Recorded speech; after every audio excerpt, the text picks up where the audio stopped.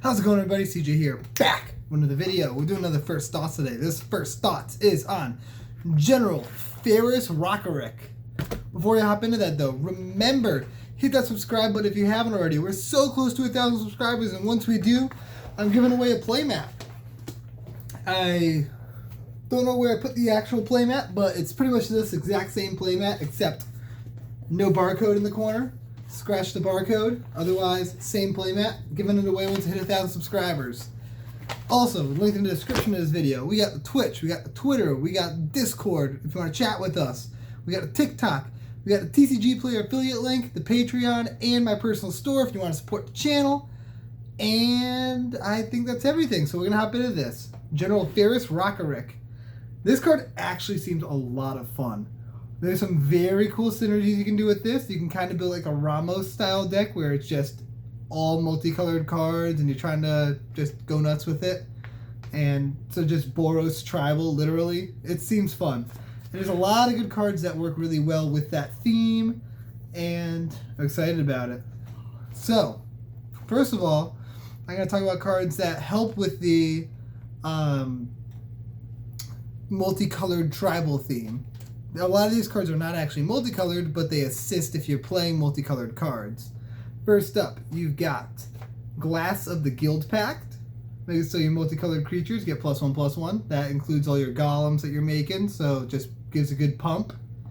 We've got Guild Mage's Forum, which is a land that you can use to cast multicolored spells, and it lets you tap for any color mana in that when you do that.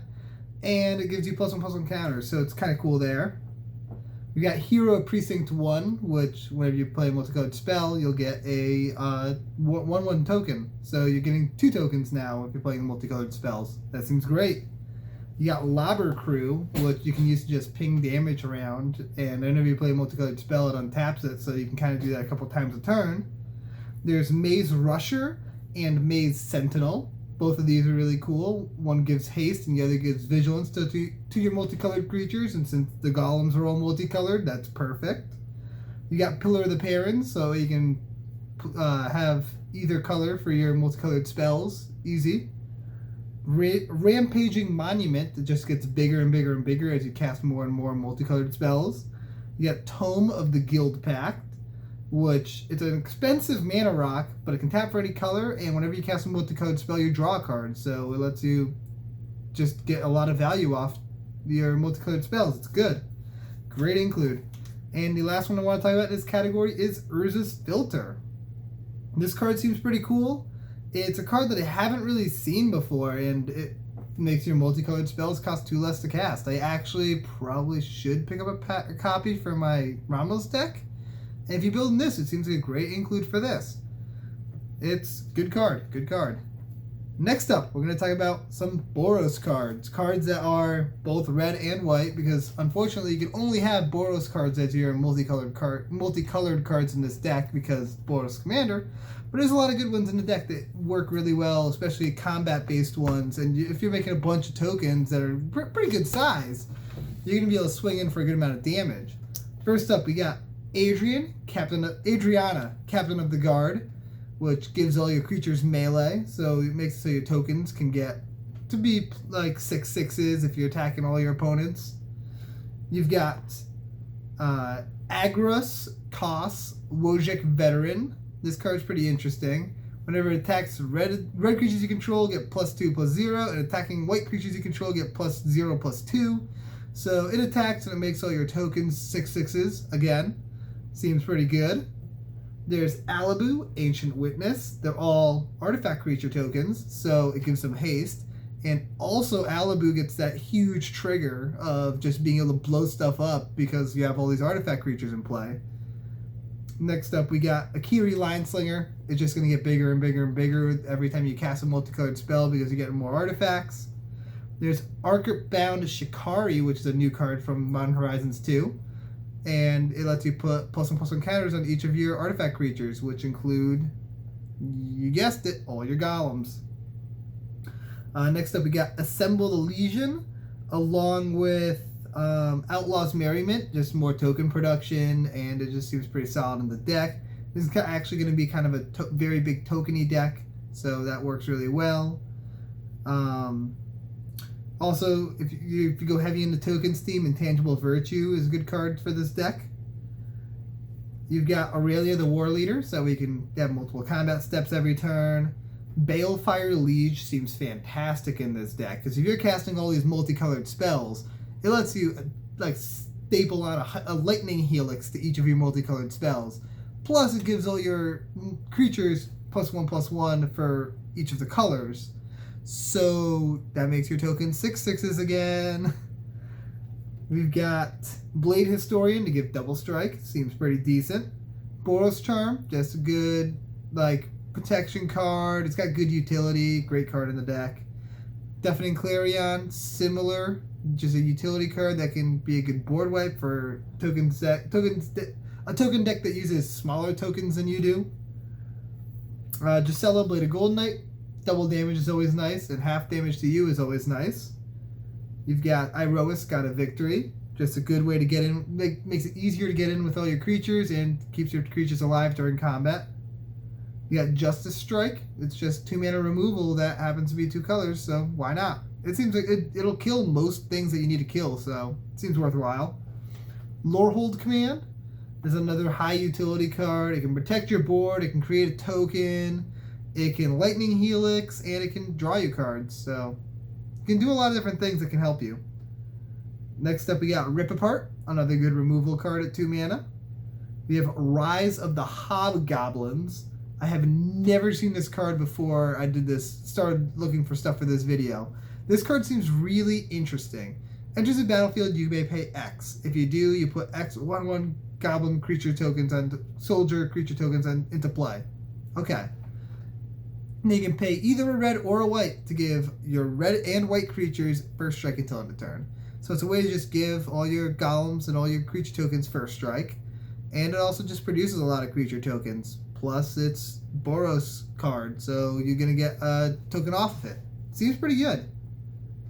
Next up we got Scourge of the Nautilus, which is an aura enchantment, which seems pretty good. It gives a creature +1/+1 and fire breathing if it's red, and lifelink and +1/+1 if it's white. So pretty much any creature that you have in this deck is going to hit both of those, and you'll be able to get extra value off that.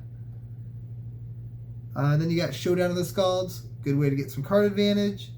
And the last Boros card I want to talk about is Jor Kadeen, the Prevailer.